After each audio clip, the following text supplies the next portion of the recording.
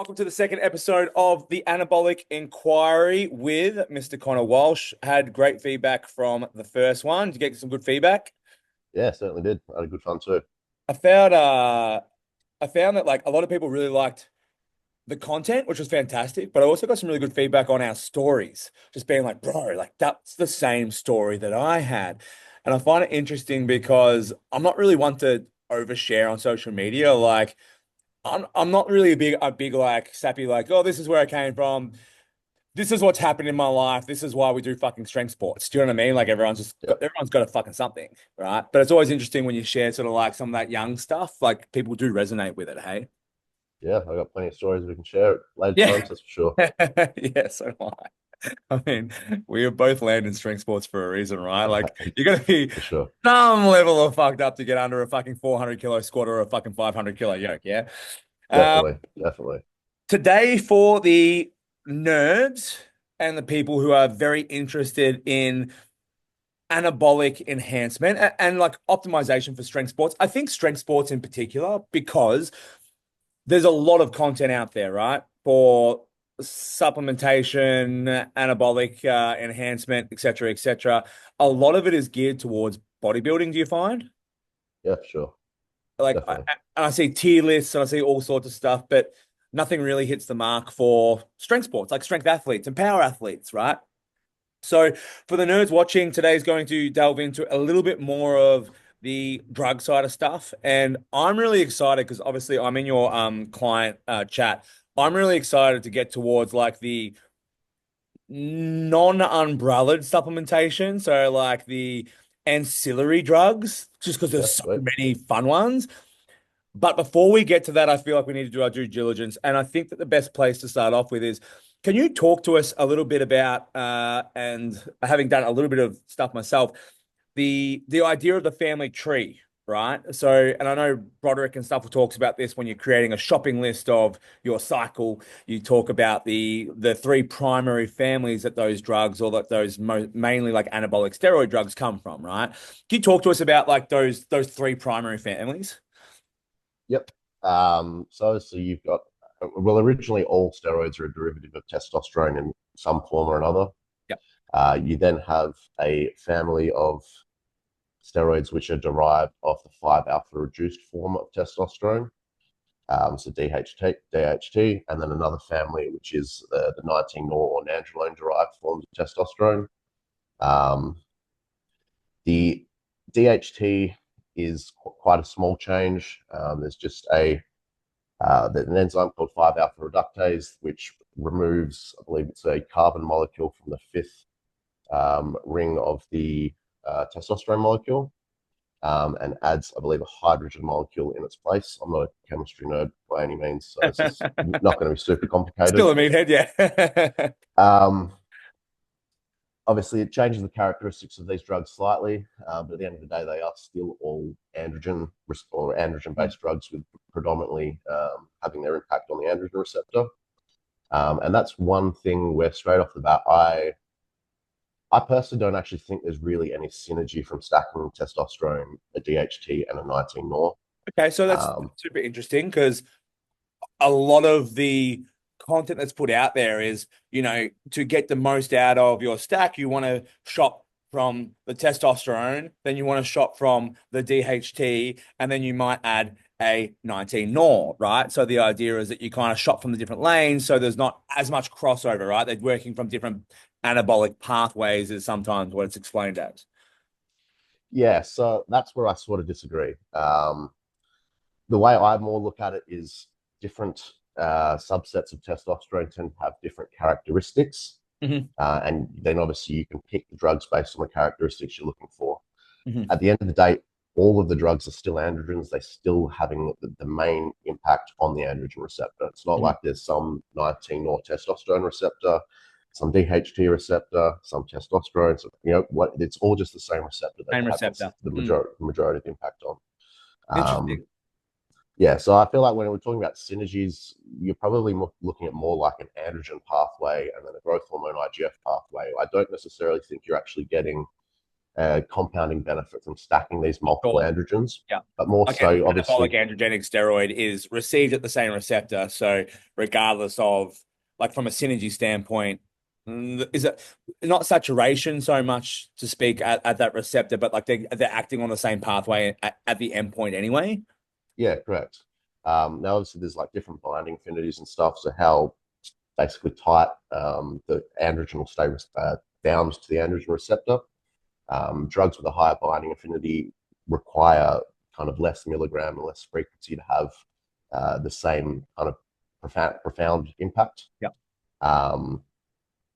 I think when you're kind of looking to obviously design a cycle, you need to keep in mind kind of what you're looking for, maybe what side effects you're going to have to manage, and then you would pick drugs according to that.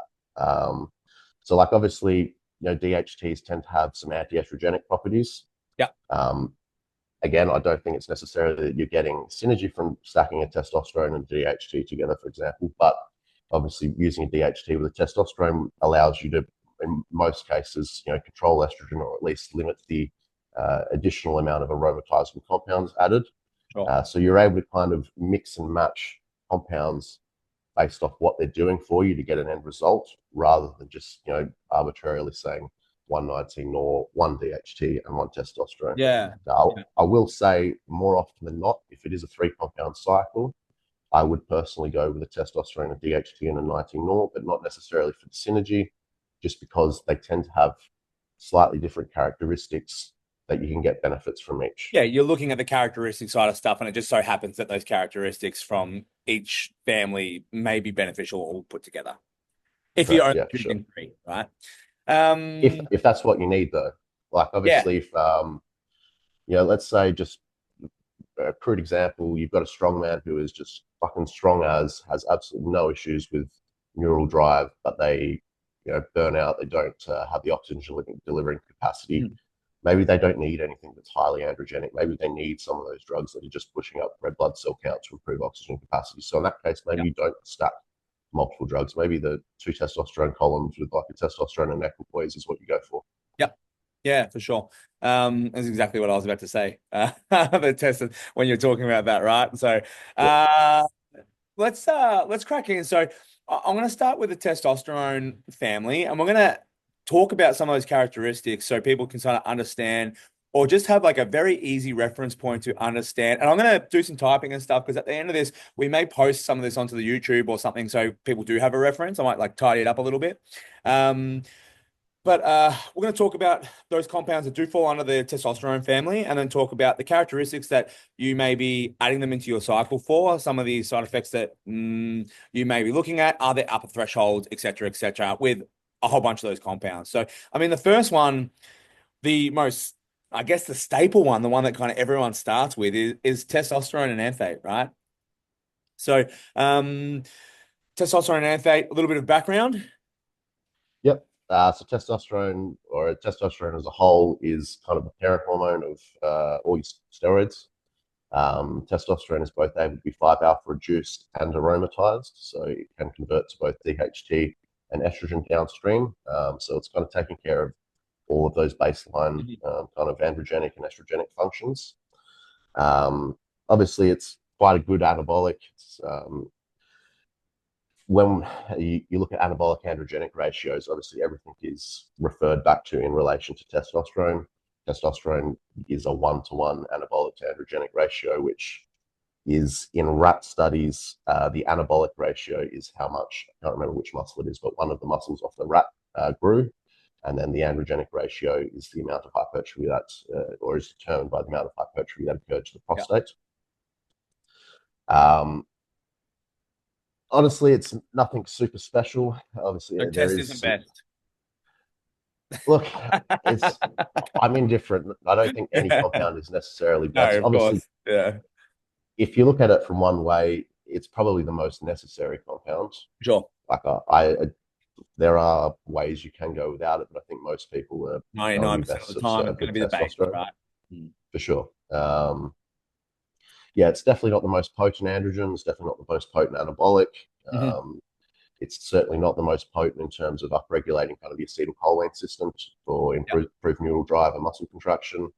But it does serve the basis of kind of upholding all of your normal hormonal functions, as well as providing a substrate that can be aromatized into estrogen. Because Yep. obviously, if you were to just take just DHTs and non-aromatizable compounds, you potentially run into the issue where you've crashed estrogen out, Yeah. and that has a slew of health issues as well as negative performance impacts as well. Yeah.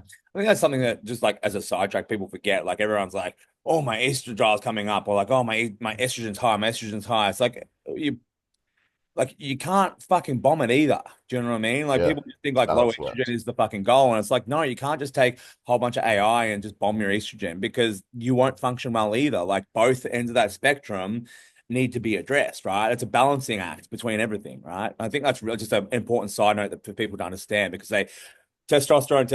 It's like, well, you want testosterone high and estrogen low. It's like, no, you don't, right? Yeah. Look, and especially for like bone mineral density, estrogen plays a big role. And if you're in a strength sport where you're subjecting your body to absurd loads, the last thing you want is a reduced bone mineral density. No, for sure. Test E.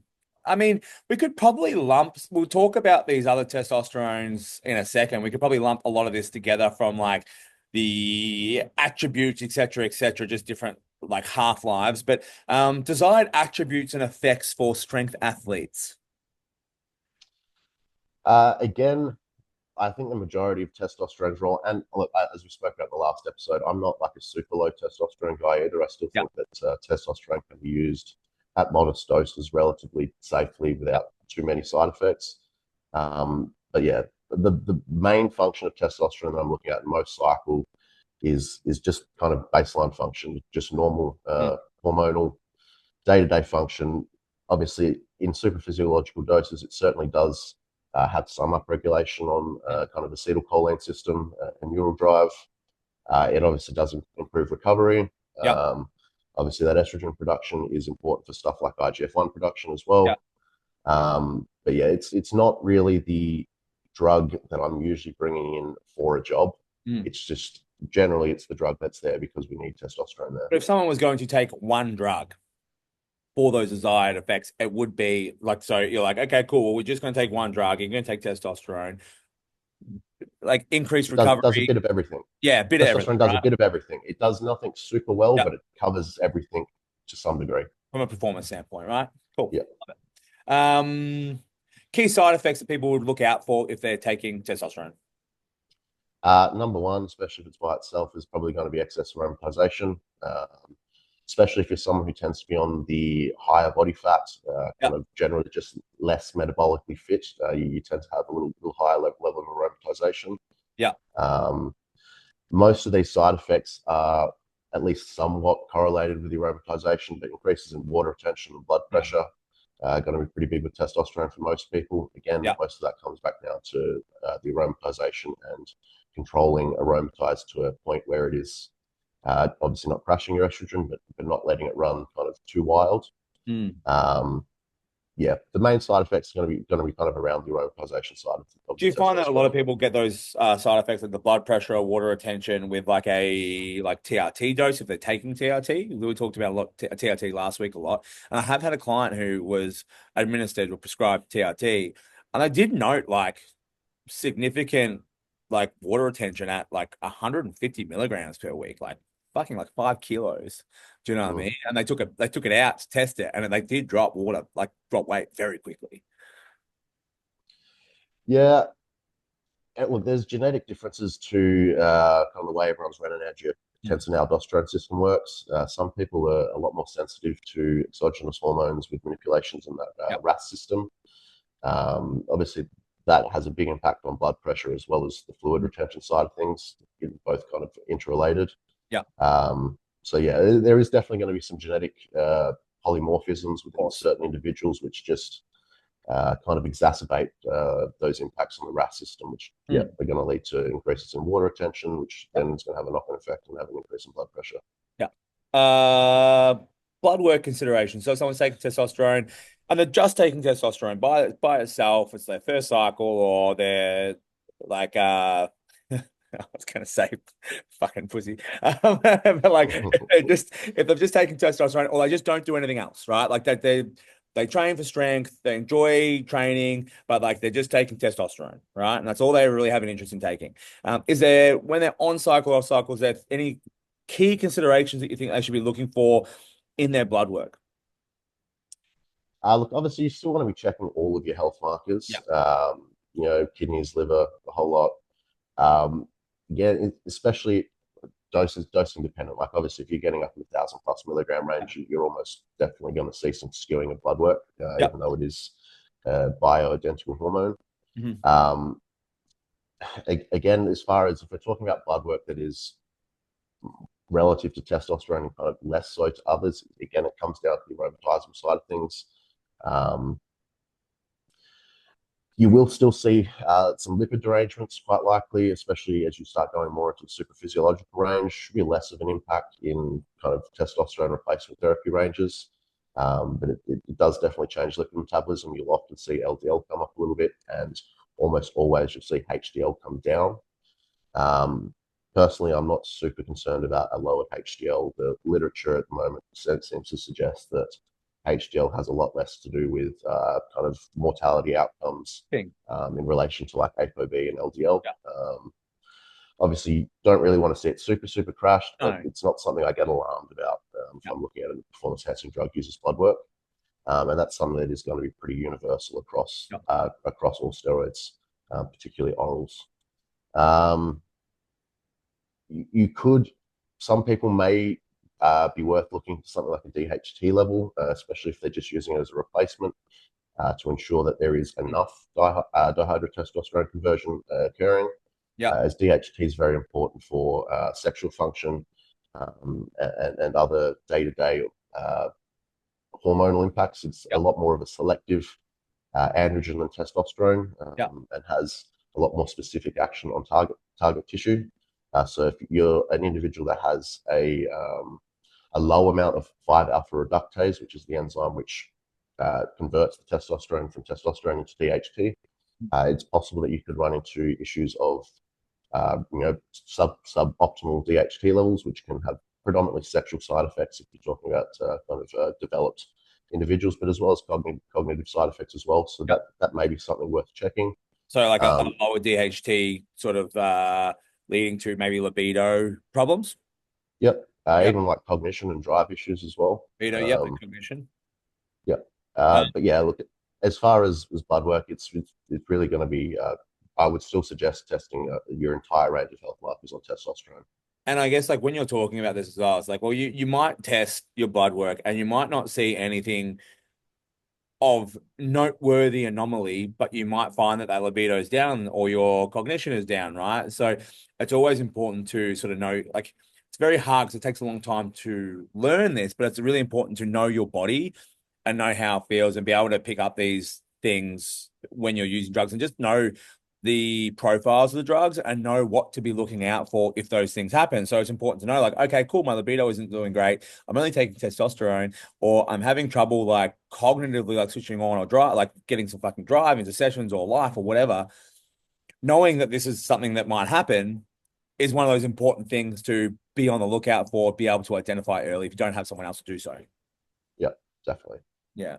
Any supplementation or levers that could counteract something like the low DHT? Like, is there another drug or profile in there that you would recommend popping with the testosterone if you're finding those that low DHT, or if you're finding any of these other sort of like negative side effects with the testosterone? Is there anything that you think people should be supplementing with testosterone, or if they're having these issues, is there something that they can add in? Uh, First and foremost, I'd probably say a relatively frequent dosing schedule would be one Yeah. of the easiest things you can do to reduce some of the side effects, reduce Yeah. the amount of aromatization. So obviously, if it's probably actually worth most people who do use anabolic steroids, if you go and pull up a steroid plotter chart and kind of whack in kind of what your hormone levels look like if you're injecting, say, once a week versus 3 or 4 times a week. And I think a lot of people would be quite surprised to actually get a visual representation of how big of a fluctuation there is in Yeah, hormone levels sure. when dosing just once a week. Yeah. Um, obviously, when you get that big spike in testosterone levels, aromatization is going to kick up big time because your body's sensing that there's just Yeah. a large excess of testosterone. So you get a lot more aromatization around around the injection time, which is just going to lead to higher estrogen levels and a less stable hormonal environment. Yeah, So interesting. right off the bat, Yeah. yeah, that would be the kind of the first thing. Obviously, if it's been run by itself, especially, estrogen is going to be one thing to watch for. Obviously, the dosing schedule is one thing you can do. There are a few over-the-counter supplements that you could trial, especially if it's just like a TRT kind of regime and you're Yeah. just looking to kind of just bump that estrogen level down a little bit. Something like a calcium D-glucarate is one that could be used. There's another one. The name is there's one more that I use occasionally. The name's escaping me right now. Might be able to Yeah. think of it later. There are a couple of over-the-counter products which have modest Not impacts on. severe going to crash you to modest, but make an impact to like the Yeah, well-being while taking steroids or testosterone. yeah, probably stuff that's more relevant to like the hormone replacement side of things. Less so in kind of super physiological doses. Usually, when you're in super physiological doses, unless you've got other players in there like DHTs to control estrogen, you're not going to be able to get away with just an over-the-counter supplement. You're probably going to have to go to pharmaceutical grade aromatase inhibitors. Obviously, there are a few different aromatase inhibitors available. Arimidex is probably the most common. Is that your go-to too? Because I know a lot of people will use Arimidex, and I know when I started there was just quite a lot of other harsher versions like letrozole and stuff like that being recommended. I've always been in a recommended or I have recommended Arimidex over the others. Is that your go-to, or do you prefer another drug? I tend to prefer aromasin, but Oh, yeah. I'm not super picky on it. There's possibly some better lipid profiles with the aromasin versus letrozole and Arimidex. They are also actually both letrozole and Arimidex are a different type of aromatase inhibitor to aromasin. Aromasin is a suicide inhibitor, so it kills effectively the aromatase enzyme, whereas letrozole and Arimidex, it binds to the aromatase enzyme, making it inactive. Okay. So when the drug leaves your system, you then still have that aromatase Yeah, in sure. your system. So there's the potential for a rebound Yeah. when stopping your non-suicidal inhibitors. Yeah. Um, Dosing is very important. I actually don't think letrozole is impossible to use correctly. I just think it needs to be dosed properly. Yeah. I just think it's dosed poorly or too It harshly. is. I think I mean, sorry, I yeah, was you just going go. to say from last week's or like last fortnight's podcast, just a reminder, we sort of spoke a little bit on this because we spoke about the importance of slowly introducing things like these aromatase inhibitors as opposed to slamming zero point 0.5 every second day or every day. It's like add slowly and assess, right? That's really Yeah, important. yeah. So like, here's a little story for everyone if they like the stories. When I was a A lot young of broke story. teenager getting into this shit, I used to use letrozole as my aromatase inhibitor Yep. because it was so cheap and Yep. so strong Yep. that you could use a tiny, tiny little dose of it and get the desired result. So what I used to do was something in the ballpark of like a quarter of a milligram every other day, which you can only really do if you're getting like the liquid form, because they come in 2.5 milligram tablets if you're getting them pharmaceutical grade. So 1/10 of a tablet every other day, and I can honestly, this is coming on about 10 years ago, so I can tell you exactly kind of the cycles I was taking back then. But that used to keep my estrogen at a decent level where it was still traceable. Um, Obviously, it's probably not the best way to go about it, but if that's what you've got access to, then letrozole is still an option. You just need to dose it accordingly. And if you're getting a tablet, it starts to get Yeah, you very probably hard. wouldn't be able to do it. Yeah, Like it's really hard because you think about cutting even like a Arimidex tablet or something like that, cutting it in half. It's just not a fine art. Do you know what I yeah, mean? Like it never and it's worked not out like if you fucking bang on. it's not super important, No. but it could be relative to some things. If a drug is not scored, then there is no guarantee that halving the drug is going to give you half and half. If you have a Yes. Yeah, for pharmaceutical sure. drug with a score in the middle, Mm. that means that each half of the drug is exactly half of the advertised dose. If there's no score, then it's just filler and drug, and that drug could essentially be anywhere within the filler. It's not likely to happen, but it is theoretically possible that you could take one half and get the majority of the drug, take the other half and get none or very little. Also to remember this if you're out partying people as well. Just Yes. Yes, sir. um I backpedal a little bit. We sort of have talked about this because we talked about the dosing frequency being important, but just to tick the box, testy half-life. It's around about 8 or 9 days off the top of my head. And maybe a bit longer, maybe 9 or 10.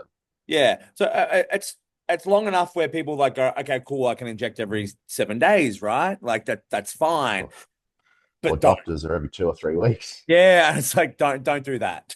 No. Like, especially if you're TRT, because we're just talking about testosterone by itself at the moment. If you're TRT, like subcutaneous like injections with the insulin needle is much easier, and if you do that daily, it's going to provide a much more stable hormonal environment, right? Yep. If it gets harder, because obviously if you're pushing more volume or having 1,000 milligrams a week plus other compounds, it gets a little bit harder to manage. Well, one, subcutaneous is probably going to be an option because sheer volume. But two, it gets probably maybe a little bit harder to manage. I think daily injections are still fine. It's just depending on your actual volume and how you're going to split that up through the week, right? Yep. Yeah. Cool. Key dosages, like so protocols, testosterone, like this is without and probably within the spectrum of like a like generalized cycle. Do you find like do you have an upper limit? Like people talk about the point of diminishing return, maybe like 750 milligrams, maybe 1,000 milligrams. Obviously, there's going to be some polymorphism between people and like what how they utilize testosterone, what their side effects are, et cetera, what their work looks like. But do you find there's a general range or threshold range where you find benefit and where benefit starts to pull back? If we're going blanket statements, somewhere in the 350 to 700 milligram range for testosterone is generally where I find to be tolerable for most. Yeah. Obviously, we've discussed some different things we've seen from clients and other coaches in the past, and especially as you get into the extreme ends of the sport, obviously a lot of these rules just completely go out the window. And this is like I probably really important to note. One, we've talked about this, like we're just two meatheads talking about this, and like that's why we call it Anabolic Enquiry. Like we're just having a Yep, discussion, right? exactly. And blanket statements are shithouse. Like blanket statements are shithouse, but for most of you listening, those are probably the parameters that you might want to consider staying in. Until you contact someone like Connor who's looking at your blood work and goes, nah, giddy up, let's go 1,000 milligrams because this is the blood work looks sweet and you actually need to take this up to be in a good range. Do you know what I mean? Like there's rules, it's like programming, it's like anything. There's different rules for different people. We can bend rules, we can manipulate things depending on the outcomes, depending on the person, but we need a set point to work from, right? Definitely. I think it's just important as we go through this that people sort of understand that. For females, testosterone, Yep.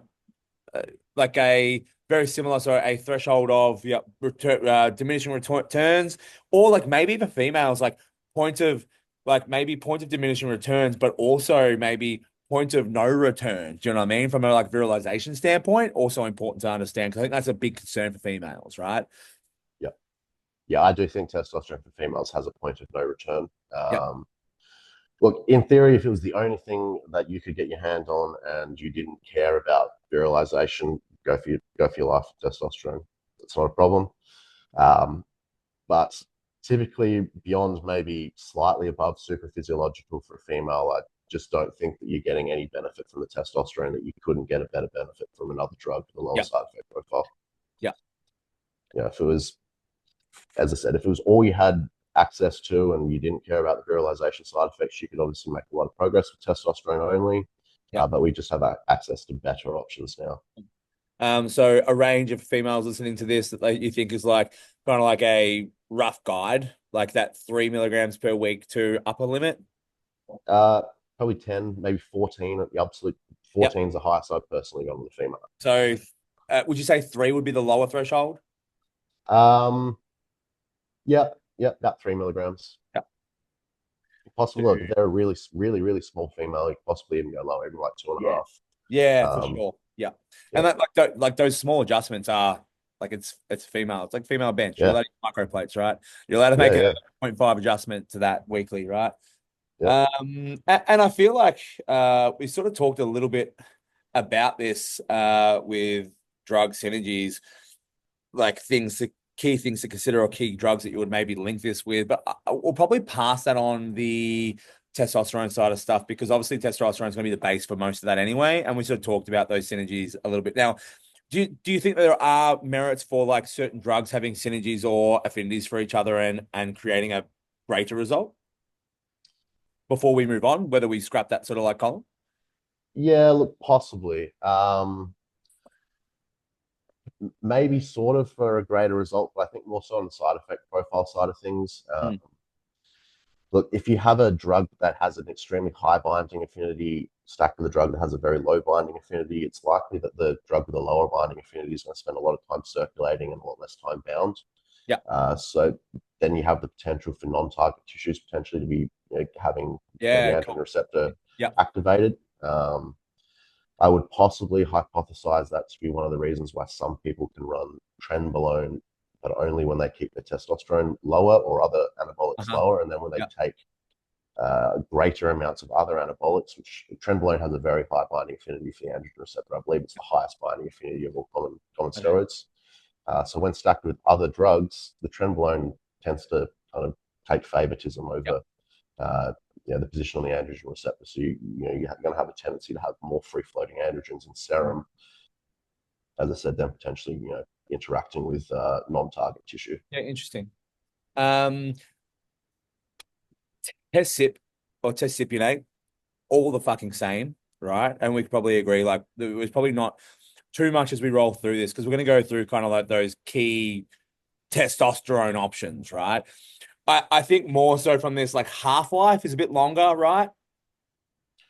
I'm not too sure on test sip. From what my understanding with test sip is, it actually has quite a variation in half life from person to person, depending on Interesting. their kind of subset of Do you ever different. prescribe test sip? I never prescribe it, no. If someone has it Is and there that's a what they've got reason? access to, Because, like it's like, cool, test E. Oh my God, doesn't have test E, but he's got test C at the moment. He says it's the same thing. look, yeah, I don't have an issue with someone using test Yeah. sip. Um, my experience is just obviously test E is what's prescribed. It's Yeah. what's more available. Yeah. Test sip also tends to have a little bit of a lower solubility, so Mhm. you tend to have a little bit more of a issue with crashing on underground test sip, and Yeah. obviously the solution coming out of solute. Do you want to, Uh, yeah, explain crashing? And this is just sidetrack, but we've used that a couple terms. Crashing, how to identify, so the crystallization. Do you want to explain crashing and like how to identify and what it means? yeah, so basically you just see the drug will turn back into a crystal form and it'll come out a solution of the oil. So you'll see little crystals at the bottom of the vial or the ampule. Um, Typically in pharmaceutical settings, SIP is dosed at 200 milligrams per mil, whereas E is typically dosed at 250. A lot of the underground labs will try and go up to that 250, probably just to make it look more appealing to the buyer. And then often what you end up seeing with those 250 blends are they Crashing. crash and Yeah. they cause post-injection pain, or they become just uninjectable altogether. Yeah. And do you find that with like you get like a test D 400, do you find that same sort of thing happens? Like you find like brewers or underground labs trying to increase the per mil kind of like dosage. Do you find that happens as well? I do recommend clients stay away from excessively high concentration blends because there's a reason why pharmaceutical companies choose a designated dose to be, Yeah. or a designated concentration of their solutions. Yeah. Often when you're seeing these blends, one of two things is happening. They're either not what they say they are, Yeah. or they're using nasty solvents, which you don't want to be injecting in order to actually get that Make it product happen. to solute. Yeah. I just had a thought. Something to do with MPP being 200 milligrams per mil. I'm like, oh, that sounds nicer. I'm like, fuck. I'm not, look, I don't know the solubility of every drug. There are certainly drugs like Equipoise, for example, is actually liquid in raw form. So Yeah. obviously most steroids are powder in raw form. Equipoise Okay. is actually liquid in raw form. So in theory, you could inject pure equipoise. It would probably hurt. But equipoise, for example, is one drug that you could really get into a very, very Yeah, high sure. concentration, Yeah. milligram per mil. So there are some compounds where it is viable. You'd have to check the solubility of that compound within the carrier oil to see if it is viable for that kind of compound to Mm. solute in that carrier oil without excessive amounts of solvents or some of the new super solvents that they have available. Yeah. Okay, so test E, test C, very similar, half-lives, whole deal. Sometimes interchangeable, but we're going to lean towards test E now. Test prop. Obviously a different story altogether. Same desired attributes and effects. So we're still taking the same thing for the same reason, but now we've got a decreased half-life. Yep. What's the half-life roughly of a prop?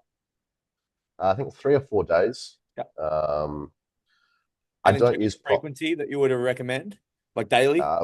daily. Yeah. Yep. I don't really tend to use prop very often with men. Yep. It is my go-to with females to begin with, just Yep. because the short half-life, it makes it easy to kind of get off Yep. if anything happens. Why don't you recommend it for men? Just convenience. Yep. It tends to be a lot more painful post-injection.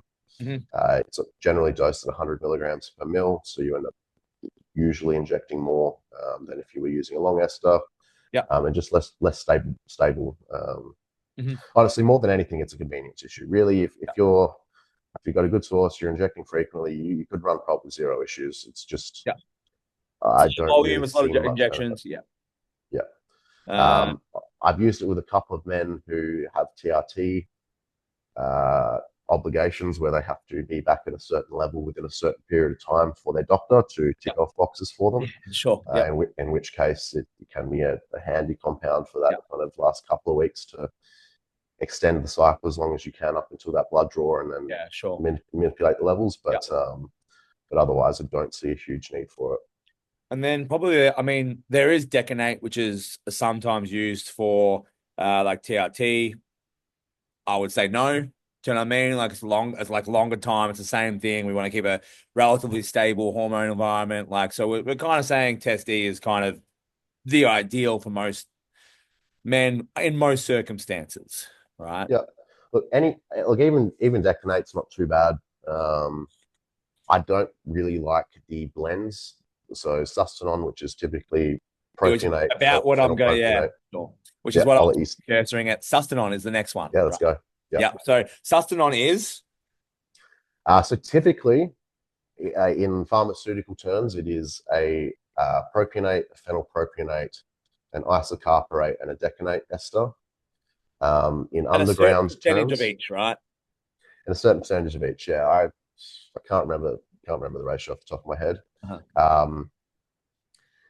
In underground settings, I do not suggest Sustanon for a couple of reasons. Firstly, obviously, you have the varying esters, so I do think you should still be injecting Sustanon most likely daily or every other day to keep a stable serum level.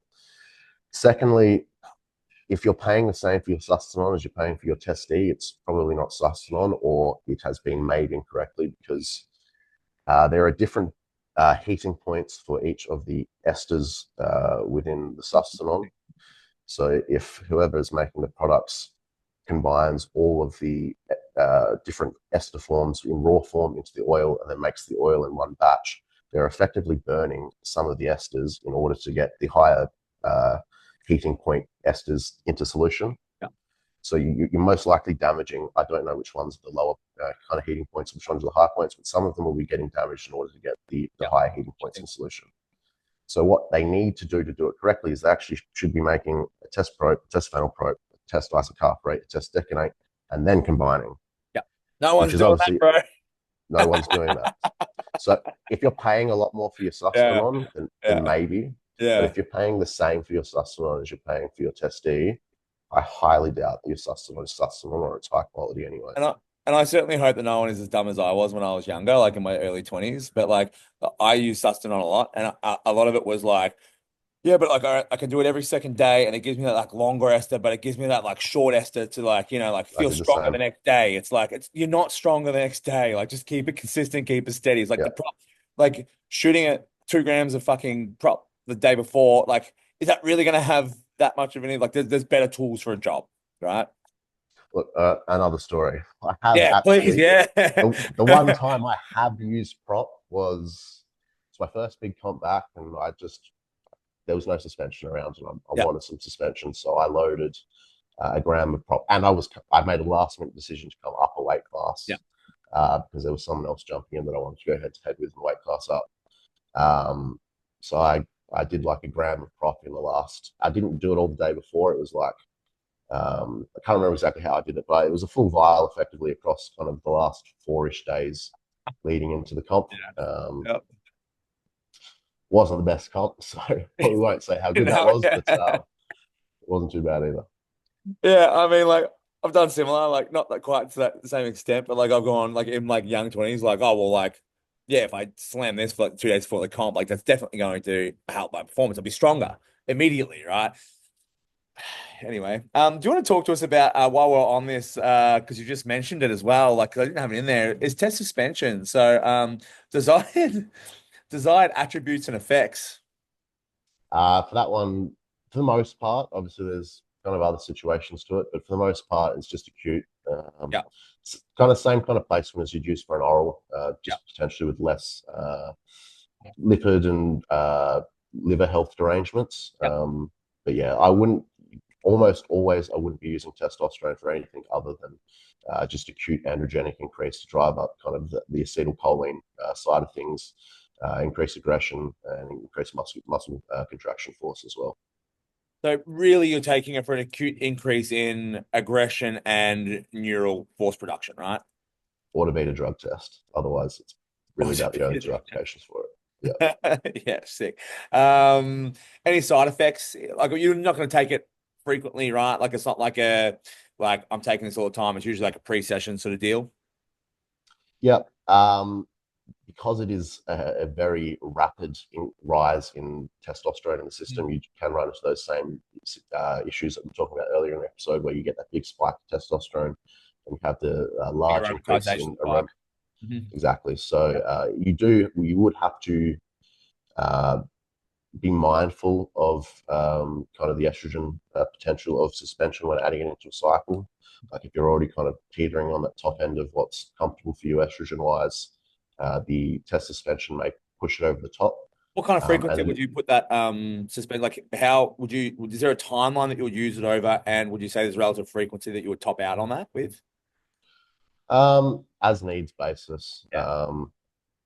Yeah, if it's not, yeah, it's usually if in the strength sports, it's just the back end of most preps. Yeah. Um, I may bring them in something like I like using stuff like either an oral or something like a test suspension um, at the last week of a mesocycle, possibly. So even in your off season, if you're doing maybe 6 or 8 week But mesocycles, it might be 2 weeks. yeah, 1 or 2. Like in a comp for sure, it might even be 4 or 5 or 6 weeks if you're Okay, getting ready sure. for a comp. Yeah. But in the off season, obviously, where you're potentially a bit more hypertrophy focused, but we're still a strength sport. There's still our Yeah. off season is still strength And based. an output, yes. Yeah, so obviously, the way I structure my cycles, it's still a relative. Obviously, there's undulation, but you're still progressing throughout the mesocycle with kind of the aim of being at the strongest for each of those movements within the mesocycle at the end. Um, and yeah, so I might incorporate something like a test suspension the last week or the last 2 weeks of each off-season mesocycle, where you're kind of pushing for those bigger numbers on those maybe accessory movements or whatever. And then yeah, in a competition phase, as I mean, you can get aggressive with it. It's not a super toxic comp. It's not toxic or anything of that nature. Obviously, the estrogenic side of things you have to watch for, but it is one that you could certainly get away with health wise if you're taking basic steps to mitigate. Half-life in injection. Oh, I think it's like 6 or 7 hours. It's very short. Yeah. Uh, And actually, one thing it will change depending on whether that is a test no ester in oil or if that is a test suspension in water, because they're yes. both different products. And probably another point to make is if you are taking a test no ester, um, more often than not, they're using rough solvents. So that is something you probably do want to be mindful of.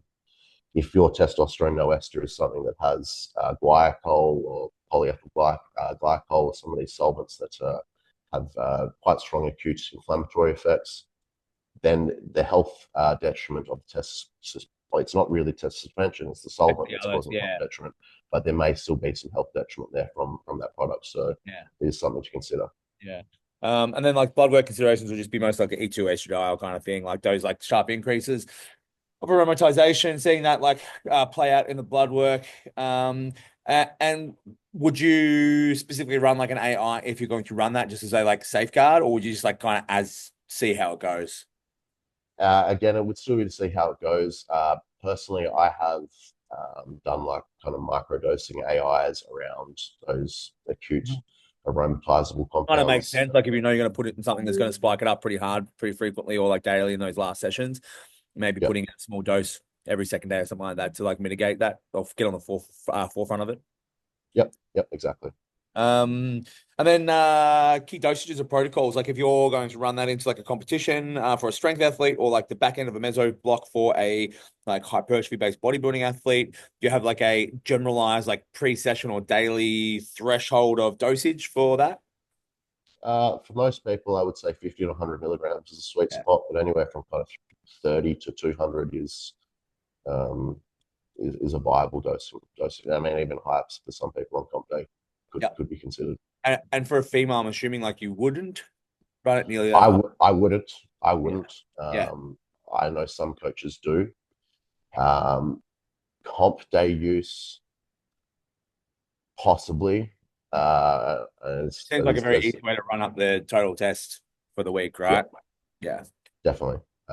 Yeah, it's not something I would use in training for females. It No. could possibly be considered on comp day, but it's not something I would feel super comfortable with I unless just, that I just female has no once risk again, tolerance. yeah, other tools for the job, right? There's always the Yeah, other thing to consider. Like there's other things that will be less deleterious to the hormonal environment for a very similar result for a female. yeah, yeah. So that's kind of like the test key sort of like testosterone, not family, but like those testes, testes. But then there's the other elements from that family that start to like spread out. So the first one, which was like probably like my main, and we are talking about this before because like the blends, and we're talking about like test prop. Like when I started, there was no like strength gyms. There was no like powerlifting gyms or strength. Like you went to fucking Derrimut or like the local bodybuilding gym, and the bodybuilding guy told you what to take. So it was like, bro, just take a mill of this every day. It's the fucking ulti shred blend. It's Trenace, Mass P, and fucking prop. Do you know what I Yeah, mean? Like yeah, that's the go, you know. And that was like the education. That's all we fucking like. You took what you got as well, you know. Like yeah. my first like compounds that came were in they came from I think China, or I got no fucking idea where they came from. Bought them from a guy at the gym. And you know what they came in? They came in beard oil containers, fully packaged, fucking fantastic, like test E. There was probably 100 mils, like 250 ml bottles of like beard shaving oil, no vials, like all like packaged nicely, plastic wrapped, sealed, the whole deal. But they were just labeled, and it was just like that's it. And it came, and you had the two beard oil, and you open it up, and there was no vials, no nothing, and then that was it.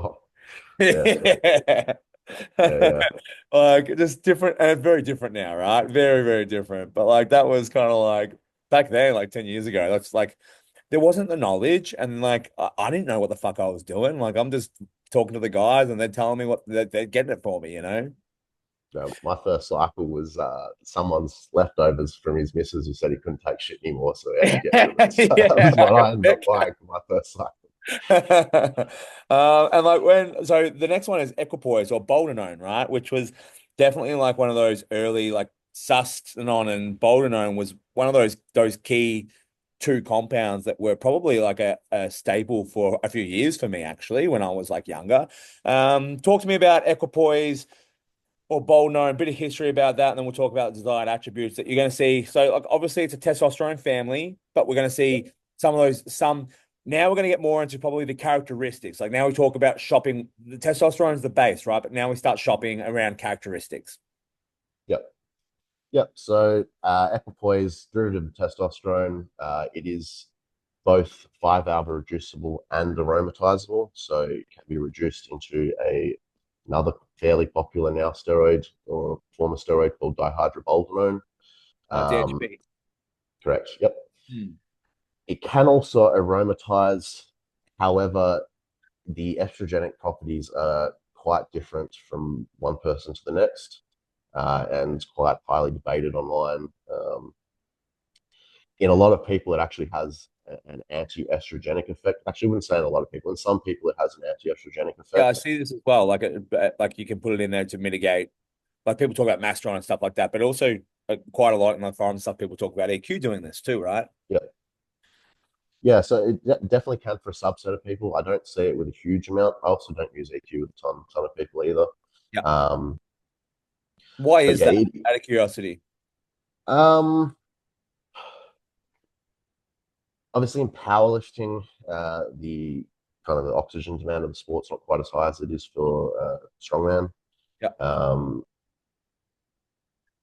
I think there are generally better drugs for kind of the neural drive side of things, um, especially with bigger guys. The increase in hematocrit and Hematocrits and blood stuff cell like that. count. Yeah, and like having to like give Yeah, extra blood and stuff like that to try and manage it. yeah. Look, it's the blood counts isn't as much of an issue, but if it starts becoming difficult to maintain blood pressure, then obviously blood pressure is one of the biggest things to control for kind of performance enhancing drug use. Obviously, it's terrible Especially for your big guys. heart, terrible for your kidneys. Yeah. Um, it's not necessarily that EQ is a bad drug. In kind of off-season hypertrophy settings and with certain clients, I certainly do use it. And like low Um, dose for like endurance athletes and stuff, right? Like very, yeah, very popular for like once again, the characteristics, right? Like an increase in red blood cell count and all that sort of stuff. Great for some athletes. yeah. Well, Boldenone is or equipoise, equine. It is originally made for horses and horse racing. Yeah. So oxygen, heavily oxygen carrying dependent sport within the veterinary side of things. Um, Um, so yeah, pretty got some versatility to it. It has some unique-ish characteristics. Some people get some appetite stimulation from equipoise, which can be beneficial. yeah. I have used it myself personally when I was younger for that reason. Yeah. It does have a quite strong impact on collagen synthesis, potentially one of the highest. I'd say probably the highest behind Anabolic. Yeah. Um, I believe it does actually even knock off DECA in terms of collagen synthesis rates. Um, it is typically fairly dry. So if you're a weight class athlete who, especially if you don't have a 24-hour way to do the water cut for, it could be a compound you would consider in that situation. Yeah. Um, but yeah, more often than not, I think there are generally better compounds in strength-based sports. But as a compound as a whole, it's certainly got some unique characteristics that can benefit certain people. Yeah, so we talk about like desired attributes. We're talking about potentially it might be undesirable as well, right? But like appetite stimulation, impact on collagen synthesis, red blood cell count, right? Can be Yep. fantastic, but like also could be detrimental depending on the athlete. Dry compound for athletes who are like weight class based or like even like if you're like hypertrophy based. Any other desired attributes for or reasons why you would choose from a characteristic standpoint EQ? Um, Relatively low side effect overall. It's something you can typically push milligrams fairly high for if you have a requirement for a higher milligram load. Yeah. Yeah, that would probably be the main benefit. I would look at it from that side. Um, and we sort of already talked about this, like increase in hematocrits for like the negative side effects or undesirable side effects. You may like argue the red blood cell count increasing would be like detrimental as well. So maybe a poor side effect. Would that be a correct statement? Yeah, it obviously just depends on the individual. Yeah. One thing to be careful of, and you actually have to be careful of this with all steroids, you see it occasionally. Um, so when you increase the production of red blood cells, you increase the demand on iron. Yeah. So if you're someone who's running on the low end of ferritin, if you ramp up your red blood cell production, what you can start doing is actually running into a substrate issue where you're running out of the iron building blocks for the blood because you're just upregulating the process of Yeah. erythropoiesis too much. And now you end up in an iron deficient state where now obviously blood counts start going the other way. You can have issues of knock-ons with stuff like thyroid, Yeah. um, and a little bit kind of different. But one thing that I was completely wrong with as a coach in the past is I used to have, and myself, have athletes donate regularly.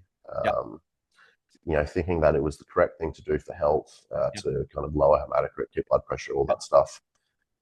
What I've seen personally and what I've seen in probably half a dozen plus clients now is donating yourself into an iron deficiency. Yeah. Interesting. I see it frequently, like Yeah. really frequently now. And it's, as I said, it's something I was incorrect for in the past because I used to recommend it. I used to just do it as a blanket Yeah. statement. There is nothing wrong with donating blood. Everyone does it. It's a health thing that you do. If you do X, Y, and Z or take X, Y, and Z, you go give blood to manage it, right? Yeah. There are certainly cases where you should be donating blood, and donating blood for the ethical reasons is great. Don't get me wrong. I Yeah. think it's important people donate blood, saves lives. But especially if you're an athlete, if there becomes a point where you are, being deleterious to your own kind of goals and health outcomes as well. One of the biggest things I see with low ferritin levels is issues with thyroid. I think 3 separate cases with clients, and even myself, I ran into this as well with just from donating arbitrarily for no reason, and then ending up with low ferritin. I also ended up with thyroid issues, and yeah, I've seen multiple other clients where thyroid production kind of falls off after they've been in that state of kind of iron anemia, not iron anemic state. Yeah, definitely something to worth noting. Especially when those like side effects, so just being mindful of it. The half-life generally and frequency of dosages, so like injection frequency, is same deal. Like more frequent is better, but I think it's a relatively long stretch of time that you can get away with the injection periods, right? Yeah, so I believe it's a 21-day half-life on Yeah, the so quite long. undesaturated. Very long. So yeah, it is one that you could probably get away with slightly less frequent injections. Having said that, it's not a compound that you're probably going to run by itself. And you still So want to have moderate volume, right? So it's like if you're taking 400 milligrams or 600 milligrams, it's like, well, you're not going to do that once every 14 days and cover you no. like 2 weeks, right? Yeah, and like if you're going to be injecting your testosterone daily, I see no reason why you wouldn't also just inject your Yeah, for equipoise sure. daily with it. So um, obviously, for those who post psychotherapy and come off completely, the half-life of equipoise is something you definitely want to be careful of, because if you are doing the old bro 2 weeks after your last injection, start your Clomid Clomid and Nolvadex. Nolvadex, You you're got to wait still for it on to for the clear next, before you start. Yeah. yeah, you're People still fuck on this for up like the all the next four time. months. Yeah, people fuck this up all the time, right? Before you start the PCT, like drugs should clear. So like Yeah, they start it while they're still using drugs, and then the drugs drop off, and they've already done their PCT, yeah, right? yeah. They're Like they're still still shut suppressing by the down. time they finish. Yeah, they just Exactly. waste the fucking time and money pissing it up the wall. Yeah, And then a lot of the times people often like recommend EQ being run for very much longer cycles, right? Like 16, 20 weeks. yeah. Agree, don't disagree. What thoughts? Agree. Yeah, Agree for the most part. like low and slow, What was that? like low and slow, but obviously you can handle a reasonable amount of milligrams. Yeah. So obviously, because of the long half life, it's going to take probably somewhere. You could check on a steroid plot of it. Probably about 8 weeks until it's at a steady state concentration. So the same amount of drug is leaving is the same amount as coming in. So on that merit, obviously, you're not getting to kind of to peak concentrations until about 8 weeks in. So it does kind of make sense to run it longer. Having said that, you don't necessarily have to get to peak concentrations with androgens. An androgen works as the second Of it course. binds to a receptor, it has an effect. Um, that would be like saying taking 200 milligrams isn't effective, but taking 500 is effective. It's still effective. It's just a different magnitude. As the dose obviously compounds and gets higher in your system, it's going to be more effective, but it's still effective on the way up. Or expressed So in a greater amount. yeah, exactly. So if you're as far as getting kind of peak benefit out of the peak dose, yeah, it makes sense to run it for 16 weeks. But It could still also be used in more acute phases if you really needed to drive up. There are also other esters of boldenone, not very common, but you can get boldenone cypionate, boldenone Yeah, maltate as yeah. well. More painful. I have played around with them in the past, and they're next to impossible to find. Yeah, I was going to say, you just don't see it. Blood work considerations. I think we've kind of talked about that. Do you know what I mean? Like, is there anything particular? Like, obviously, we're going to see the hall markers, general expected things that we're going to see from one, a testosterone family-based compound, but also from just any performance drug. But is there anything particularly that you think is like specific that you want to be looking at on for the Boldenone side of things? Probably mean platelet volume. Yeah, Obviously, platelets are what's responsible for your clotting. When mean platelet volume starts to get too high, it's a risk for yeah, increased clots. yeah. Um, Hematocrit, red blood cell count, hemoglobin, sort of. I wouldn't want to see hematocrit kind of exceeding maybe 55, 56, which is a bit higher than most people would suggest, and it's higher than the current medical reference ranges. Yeah. Um, but most people, that's one of the reasons you're taking aquapoids in the first place, generally. Yeah, of course. So, Like desired effects and undesirable effects, it really depends. Like sometimes you're using the drug for those undesirable effects, right? Also, when you're and looking I, at work, sorry, go fire away, please. I don't think there's really anything inherently bad about a high hematocrit or a high red blood cell count if blood pressure and everything's managed. Yeah, sure. Maybe there's a slight bit of additional pressure on the kidneys because the blood's more viscous when it's being filtered through the kidney. But if health markers are managed, blood pressure is managed, the increase in red blood cell count and hematocrit and hemoglobin is a performance benefit. So I certainly wouldn't be just knocking it down for no reason unless there was actually a health reason that dictated you do so. I'm probably just noting that like you're taking a drug for a reason and it's going to do certain things. Yeah. Like the expectation is that like the accepted medical ranges, why once again are a great reference range and blanket statement. Like if you're taking performance drugs, you're expected to be outside of the normal human like allotment, right? Like there's ranges that we want to try and stay inside and probably manage, but there's also certain things or certain like elements of that blood work where you're probably expecting to see outside of the medically accepted ranges because you're taking a medically unaccepted drug at unaccepted dosages. Would that be Spot fair on. to say? Yeah. Yeah, it's almost like people with like the Ozempic thing at the moment, complaining of, gastroparesis and slow Yeah. gastric emptying. It's like you're taking the drug to slow your gastric emptying to Yes. blunt your appetite, and now you're Yeah. complaining because the drug did what it was supposed to do and slowed your gastric emptying. Mhm. It's Yeah. like that's the outcome of the drug. What were you expecting? Yeah. Yeah. I find that with the like the estrogen thing too. Like, oh, my estrogen's really high. I'm like, yeah, your testosterone's reading at 3,000. Like the Yeah, estrogen's not going to be within the normal reference range. Like yeah, you one lever, there's another lever. You're going to yeah. have that aromatization happening, right?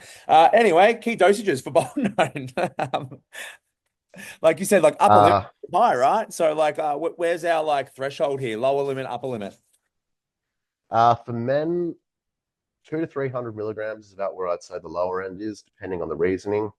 Yep. If you're using it purely as like a background collagen aid, probably about 200 milligrams is Yep. sufficient.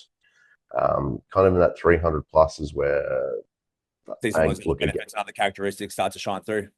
Yeah, again, obviously, an androgen is always going to have some impact, but it seems to be around about 300 plus is where you start to get kind of the desirable outcomes on the blood building and stuff like that. Obviously, another thing you have to keep in mind with boldenone is obviously the milligram is the milligram of the hormone and the ester, and it is a very long ester. So a lot of the milligram you're injecting is not actually active hormone. It's got to be cleaved off exactly.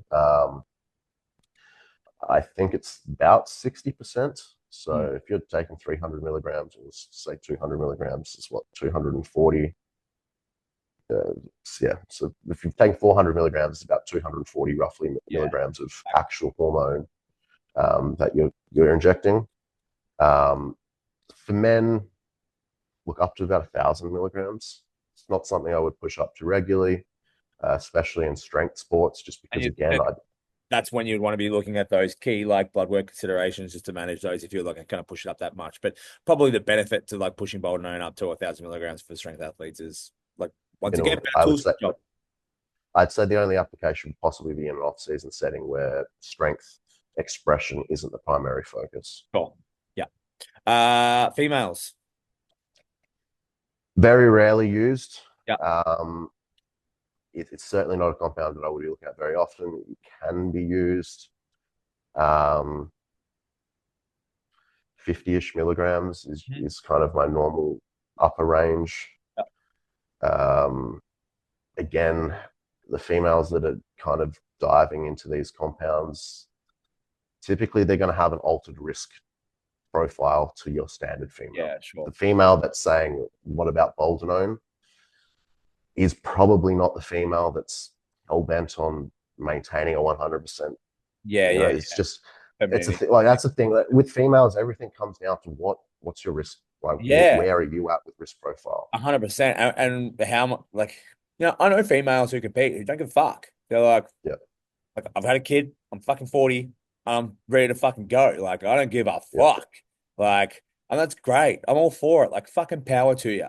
Do you know what I yeah. mean? But like a lot of females, especially in their like, I think as well for females in their like early 20s or young strength athletes or like bodybuilding athletes or bikini athletes, they got their whole lives ahead of them, and this could be part of their life, but it's not going to be their life. And you can make changes to your body and the way that you present for the rest of your life. Yeah, Like, yeah, big it's just changes. understand. I think just like while you're young, it's like unless you're committed to the cause. Like when I started, we talked about this. Like I knew that I was making a decision and I took responsibility for that if I couldn't have kids. Like we Yeah, talked about that, and like you make that decision. I think if you're a female, you really need to understand that like I'm making a decision. I want this to be my life, and I'm making that. I'm taking full responsibility for anything that occurs from here on out. If I'm going to delve deeper into that, you need to have that like honest conversation with yourself, so you really accept any changes where you go, oh fuck, well that happened. I didn't want that to happen, and it was like, well, you play with fire. Sometimes you get burnt, sometimes you don't. You know, and you can and make your best guess. if you're a female that kind of falls into that category and you have a coach, communicating with the coach is paramount. Yeah, like Obviously, where am I happy to push this to? And like yeah, I'm really expressing that like I'm conscious of it and I'm worried about it. Or coach, I'm fucking good to go and I want to take it all the way. yeah. Like Like with most females as a coach, you can see when side effects start to happen, and you can mhm, kind of say, oh, maybe let me put the brakes on here. mhm. With some of these females who are taking, extreme risks because they just don't give a fuck. They're at that stage in their life where they only care about being competitive, and the side effects are just not that important to them. Mhm. We, like, as a coach, we might be able to see things happening, but they're clearly okay with, if that's the path they're going down, then they've got to have accepted some of that themselves. So they need to be able to say, all right, I was okay with this and this happening, but now this is happening and it's Yeah, too yeah. This is far where I for think me now. We can't see this as a coach. We don't know where yeah, your line is. yeah, You have to tell us where the line is, and you need to be clear and you need to communicate regularly. yeah, which is really important.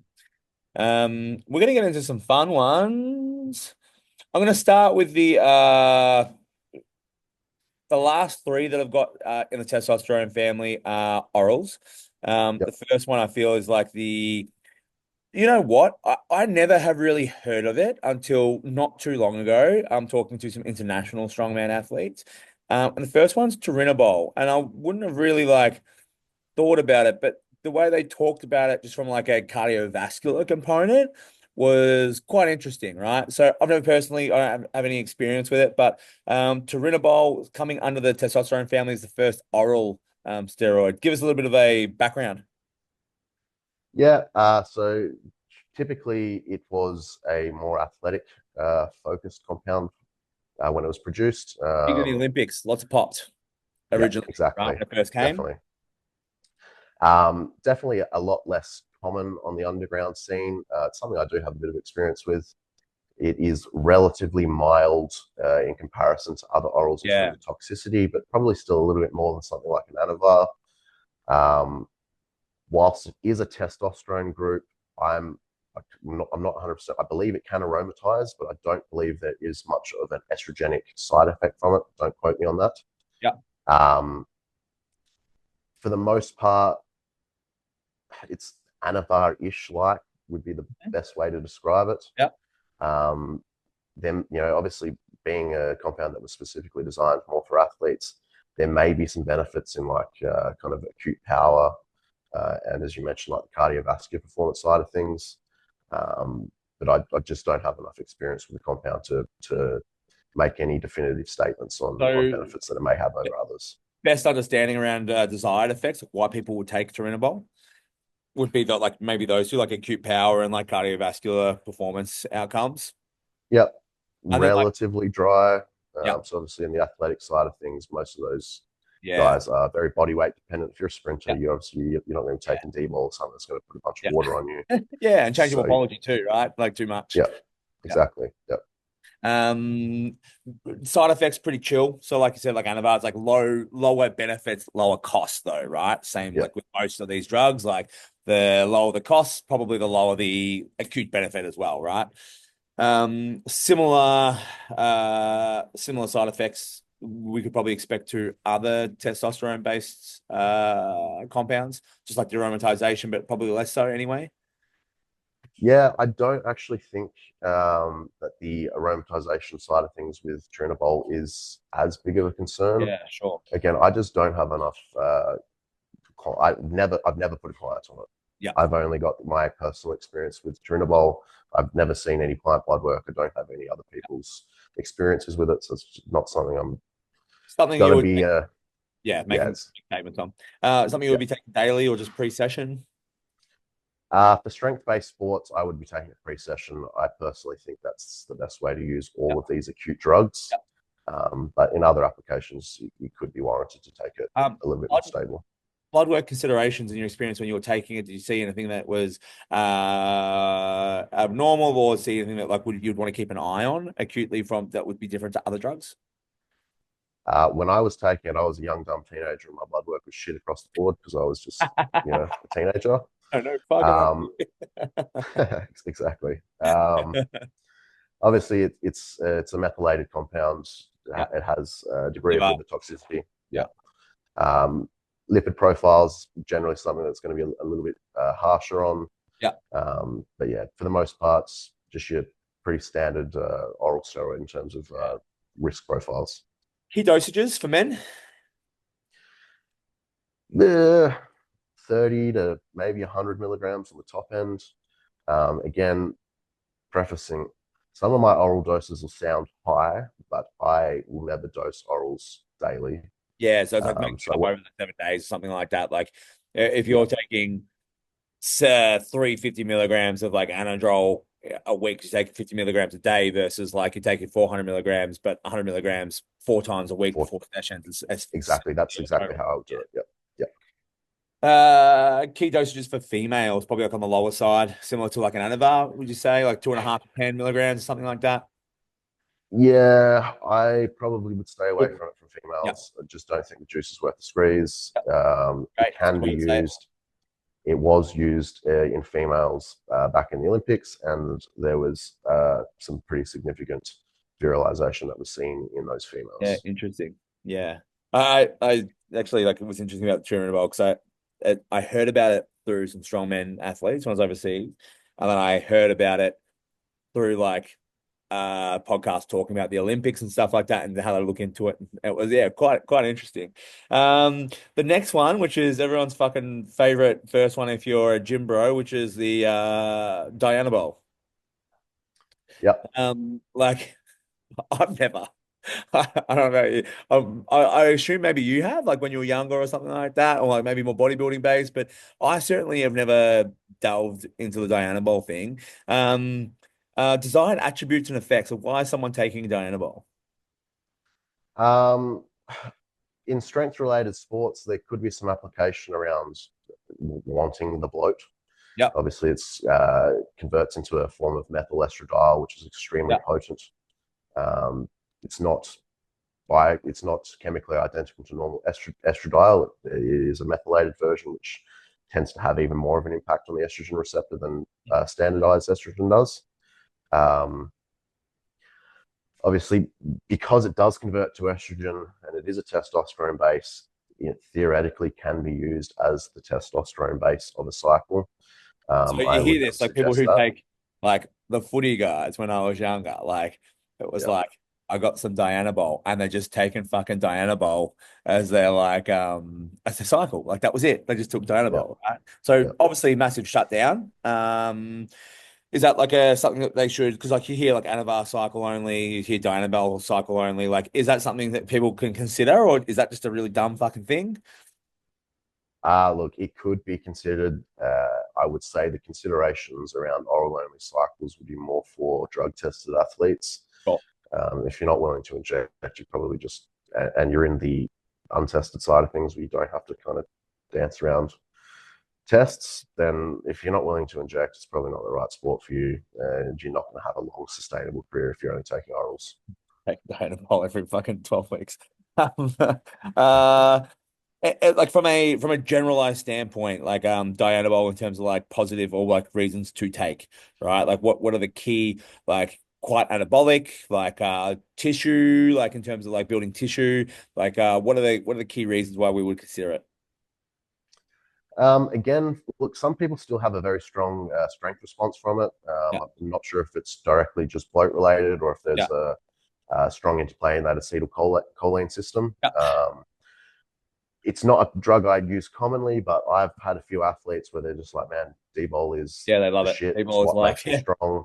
And, you throw it Remember in the and it t-shirts? does exactly Remember what the they said t-shirt it. that was like Dianabol with the t-shirt, like Dianabol t-shirts? I There's don't. some fucking I'll buy great one if they've got this Yeah, around. there's some great OG fucking Dianabol t-shirts, bro. I'll have to try and find one. General side effects for Dianabol. Just highly estrogenic predominantly. Yeah. So blood pressure becomes a big issue. Obviously, excessive water retention becomes generally an issue. But in cases like, for example, I do use Dianabol with clients frequently post weight cut. Yeah, okay. I do like Dianabol straight after weighing in. If you've got 24-hour weigh-in, I will generally use 30 to 50 milligrams of Dianabol spaced throughout Interesting. the day of the weigh-in. Yeah. Just helps kind of getting some of that water retention and Mhm. bloat back in. It works that rapidly too. It works out rapidly. Yeah. Interesting. So Yeah. Cool. Half-life, like you're taking that daily. Do you know what I mean? Like a pulse pre-session, right? Is kind yeah. of the thing. Pulse pre-session. Half-life, do you know the half-life of that off the top of your head? Again, I think it's 8 to 12 hours, somewhere in that nature. Yeah, most of those orals kind of stuff is like it's digested by the liver. Blood work consideration will be like E2, estradiol, like normal stuff, just being like aromatizing quite a lot. Yep. And similar sort of deal there. Key dosages from like a male perspective. Um, in strength-based sports, 30 to 100, maybe even 150 milligrams. Um, it could be used. It does have a quite strong impact on nitrogen retention, so it could be used at very low doses. I'm talking like 5 or 10 milligrams, kind of longer term. Yeah. Not a practice that I would commonly recommend, but it is an option. Yeah. I mean, my first cycle was 300 milligrams of testosterone, and about 6 weeks in, I got given like 15 of those old Blue Heart Dianabols, Fucking new, those yeah. five When milligrams. I was saying that if there's someone who I know that fucking first cycle, I get Yeah. yeah, the blue hearts. Uh, the first cycle was the first like 6 weeks was about 300 tests, and then Yeah. I got the blue. But I wanted to make them last, so I was doing one or even half of a 5 milligram Blue Heart Yeah, okay, prior to training. So I gotcha. was doing 2.5 to 5 milligrams for about 3 weeks. Yeah. Yeah, the good old Blue Hearts. I Yeah, yeah, don't I see them around recall. anymore. Yeah. The days. 4 to 6 weeks roughly. Do you know what I mean? Like what like most orals, like 4 to 6 week cap sort of thing on timeline. Um, if using infrequently, I sometimes will push out to 8. Yeah, okay. Um, but yeah, again, D-bol's definitely not my first choice of an oral with most Yeah. clients. Would you even run like an Anadrol or something like that for 8 weeks? If you're just pulsing it before sessions? Yep, Yeah. yep, definitely. Okay. I mean, And there's actually studies on Anadrol at absurd doses for absurdly long periods of time fine. with, yeah, not fine, but not. not as bad as you would expect. We're talking like 500 milligrams a day, Jesus, that's a lot. like absurd amounts. And yeah, like there was definitely some issues seen, but for what you, I mean, I don't know about you. I've had 500 mgs of Anadrol a day for months on end. I would be expecting just my brain would go to like liver failure. But Yeah. that's not the I wouldn't be kind able of to eat food out of yeah. personal curiosity because we're digressing, but like I'm curious more so like a personal question. Reflux with Anadrol. Yeah. Is a way to manage it? I find that the infrequent dosing helps. Not Yeah. having it just constantly stable. For me, the only time I really tend to get Anadrol related reflux is on comp day when I take my highest dose. Yeah, sure. A few different things. If you're getting it kind of chronically, Just supplier, source, maybe? it could be, but look, not necessarily. It is a pretty common side effect of Anadrol, Yeah. especially when used kind of frequently. Yeah. Um, you can like your chews could be used, like the calcium carbonate chews could be used as a temporary band-aid. But typically betaine hydrochloride would be how I'd go to manage the reflux, because more often than not reflux is a lack of acidity in the stomach, causing this esophageal sphincter to open and allow the kind of the stomach acid to come up. By taking a betaine hydrochloride to increase the acidity in your stomach, you help the sphincter close, and then obviously keep the kind of contents of the stomach acid down in your stomach. Yeah. Interesting. Funnest one, Halotestin. Yep, fun one. Yeah, save the best for last. And you know what? Like, I feel like everyone will be shocked, but like, I don't have a lot of. I don't think I've ever actually purchased it. I've pretty much just like someone on comp days have been like, "Hey, bro, like, try this." And like, I'm a pretty Yep, aggressive person as is. I definitely had it once, and I felt like I was like, why I don't because like I feel like because I'm already an aggressive like state lifter, I find that like I get a little bit too over the top. Do you know what I mean? I find it hard to like recenter and like execute sometimes if I kind of tip over, right? Halotestin, talk to me about the greatest oral to ever hit strength sports. Maybe, yeah, maybe tell me about it. yeah, extremely potent androgen. Yeah. Um, Not super anabolic. I think on paper it is extraordinarily anabolic, but it is not something you can really leverage for the anabolic properties because it's From a extraordinarily time and toxic. dosage perspective over, yeah. Yeah. Um, yeah, it's one that you're going to be using predominantly as a pre-training aid. It's in strength sports. I see no reason to be using it consistently. Um, Strong impacts on that acetylcholine pathway, increasing muscle contractility and force. And as you mentioned, the aggression side of things with halotestin, with it being an extremely potent androgen, Did a is heat quite that noticeable. well, like that, like get hot. Yep. Yeah. Some people even report almost a euphoria from it though as Yeah, well, interesting. Yeah. like an aggressive euphoria. Yeah. It's hard to explain. Some like I definitely kind of understand what they're saying. Like you're amped, you're ready to go, but Yeah, yeah, it's yeah. Like locked in, dialed in, let's go. yeah. Like I'm an aggressive lifter as well. Yeah. As I've matured as a lifter, I've gotten better at controlling that Yeah, I watched your through. squat the video the other day where you like approach the squat, but then like very much like you like give that yell, and then you like center back in, like Yeah, it's like, yep, cool, but then bring it back down. and I can do that when I squat. I have the motor patterns with my squat that I Yeah, don't have to really think about what think I'm about it. doing. Yeah. I can't do the same thing when I deadlift. Yeah, it's the only opposite. Like, but squat, I can calm down. Like squat, Yeah, I'll be aggressive. I'll do the same thing, but I can't be a bull out of the cage in a squat. Like I need to be thinking, like yeah, more so than you. But the deadlift, like I just fucking drop and grab the bar and go. yeah, Like I can be full rage for deadlift quite comfortably. And if I fuck it up, yeah, doesn't matter. That power helps.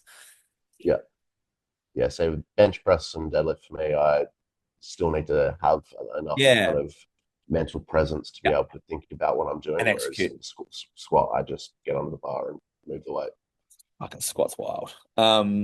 I haven't done a low bar squat in like 5 years, something like that. And like I'm definitely noting that it's it's like one of those lifts where getting under a heavy bar is like it's the one that makes you a little bit nervous. Do you know what I mean? Oh, Like it's for the one that sure. brings in a little bit of like, That's why I love it though. oh yeah, man. I'm enjoying squatting and stuff again as well. Like because I just haven't done it for some time, and it's like it is like that. Like fuck, I'm going down. Like Here we Yeah, go. You know what I yeah, mean? let's fucking do it. Anyway, yeah. Side effects. Sorry. So key attributes or desired attributes for halotestin will be neurological drive. It usually is a pre-training aid. It's going to act on that acetylcholine pathway, right? That's probably the main Correct. reason why we're using it. Yeah. And the side effects of that. Side effects like detrimental side effects. The aggression is obviously both positive and detrimental. Yep. Obviously, it can be detrimental in day-to-day life. Yep. Highly liver toxic, so it's something that you're going to limit to very short durations. Yeah. Um, yeah, standard oral kind of toxicity profile in terms of your lipid side of things. Uh, yeah, just generally liver toxicity is going to be the kind of main issue around halotestin. Yep. 2 weeks. If you Yeah, push I'd it out probably go longer. three weeks if you're doing the infrequent. Yep. But yeah, Not just 3 weeks is pre-training. about where I'm capping it. Yeah. Yeah, and like that key dosage for like men, what's your kind of like dosage there for most? Like, do you sort of stick to like 10 milligrams? You could push it up depending on the person. I go 10 to 30 during training, Yeah, comp day, up to 100. I mean, I've seen some, I know you have too, seen I'm some such a fucking pussy though. wild. I look at Oh, that, I go, dude, fuck. I've seen I've seen some Halo doses on comp day that, yeah, surprised me. It's just like, and do you generally like, do you go Anadrol or Halo? Or do you usually go like a 50 to 100 milligrams of Halo and like 30 milligrams of like Halotestin as well? Like kind of like those two. I typically pick one. Yeah. There are possibly reasons why you would choose to stack the two, but generally I pick the one. Same deal as you though. It's like at a comp day, everyone's got their fucking little goodie bag of what they Yeah. bought for the comp, and someone will be like, I typically Anadrol's what I go for. I like Anadrol Yeah. personally. Yeah. I do really like Halo as well, but it's obviously a lot harder to source. Yeah. And if I've taken Anadrol on comp day and someone brings me a Halo, whatever, I'll throw a Halo down. But I Yeah, generally yeah, am we're not here going out now, of my aren't way we? for it. Yeah, exactly. Yeah. Blood work considerations is just going to be liver toxicity. It's going to be the real one. Is there anything else besides that liver toxicity that you're going to keep an eye on? Um, Probably cognitive sides would be Yeah, the main thing. Obviously, it's really upregulating that acetylcholine pathway, so there could definitely be some cognitive decline, especially if it's used chronically. yeah. Um, but yeah, nothing super super notable outside of the liver toxicity. Female dosages for halotestin. Comp day only if you're going to use it, and that would be Yeah. maybe your last heavy session. Again, obviously, if you're one of those females that doesn't care, then that's that. But for most females, it's a comp day only drug. Uh, that's wrapped up. Is there any other compound that you think that falls under testosterone that we haven't kind of gone through today? Feel? Um, One that I've used very briefly in the past is methyl 1 testosterone, Yeah, interesting. which I believe is actually, I think it's actually a form of methylated dihydroboldenone. Um, Quite potent, very liver toxic, quite Yeah. water intensive, good Uh, strength. okay, so Um, strength based high. yes, not very common though. I got this way back in the day when pro hormones are still legal in America and Yeah. it's just been sold over the counter. Interesting. Half-life, injection frequency. Methyl 1 testosterone is an oral, I Ah, believe 6 to 10, but I'm not entirely sure. yeah. And that's another one, though, just to touch on dihydroboldenone. Um, Dihydroboldenone could be classed DHT or it could be classed testosterone Yeah, I've got it derivatives. in DHT, but I was interested when you said that as like because obviously it's a I would class breakaway it as of DHT too, but EQ. you could go either. Yeah, interesting.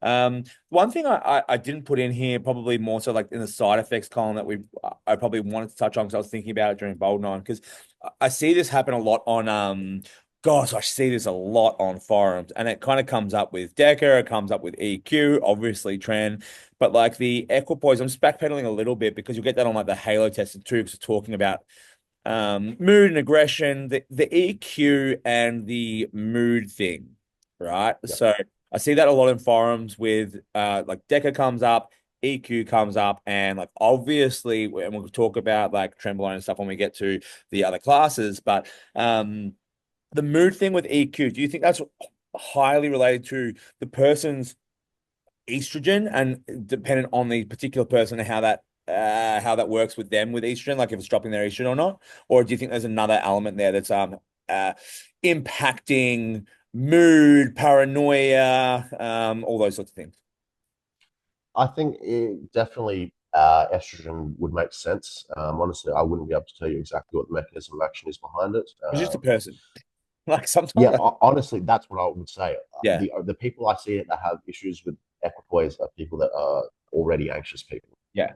Because I've anxiety never, was the big one, right? So anxiety, like yeah, anxiety, in this testosterone group, is there any other drug besides halotestin where you think inherently the drug itself will impact your mood or your thought patterns or your mental well-being? I can see that halotestin does, absolutely. But do you think there's anything else that stands out? I mean, testosterone has some impact, obviously. If you're taking super relative, especially suspension. Yeah. yeah, but like you're going to have some impacts there. But do you think there's anything else that like inherently from the drug standpoint that has an impact on like that mental well-being side of things?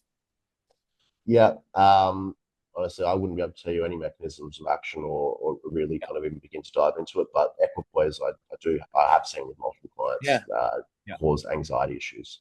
yeah. But as I said, those clients, ones that were already experiencing and predisposed to kind of anxiety. Yeah. Yeah, I mean, like we always talk about like the drug side of stuff or like performance drugs being an exacerbator to predetermined like personality traits, right? So like it'll exacerbate if you're a fucking angry person, you'll get angrier. Do you know what I mean? If Yeah. you're an anxious person, potentially you'll get like more anxious depending on the compound, right? So just something to worth noting because I do see that EQ thing exacerbate or give people problems with like that anxiety stuff. I think it's worth people sort of noting that like if you are predisposed to anxiety, EQ maybe not be the best option. Like halotestin might not be the best option, and test suspension might not be the best option for you. Yeah. And obviously keep in mind EQ is 21-day half-life, so you're in for a Yes. rough ride if you don't like it. Yeah. Yeah, which is why often people will like recommend like an MPP over Deca if you do experience some of those like mental like instability kind of side effects, right? Yeah. You can clear it out quicker. My man, that is testosterone family wrapped up, and that's a bit of a longer one, but I feel like we covered good bases. What do you think? Yeah. No, it was good. Sick. We will definitely start. So next time we catch up in like a fortnight's time or so, we'll start working through the DHT and the 19 Nor family before getting into the ancillary drugs. So we've got a whole heap of like fun content coming up. So if this is down your alley, keep tuned, subscribe to the channel. Make sure you follow Connor as well because he posts a lot of great content on his channel, independent of what we're doing. But we're going to be spending the next few sessions breaking down these drugs and sort of talking about how a strength athlete would look for those drugs and what characteristics they're looking for. Yep. Looking forward to it. Great. Thanks again for Connor for joining us, and we will see you next time on the Anabolic Enquiry.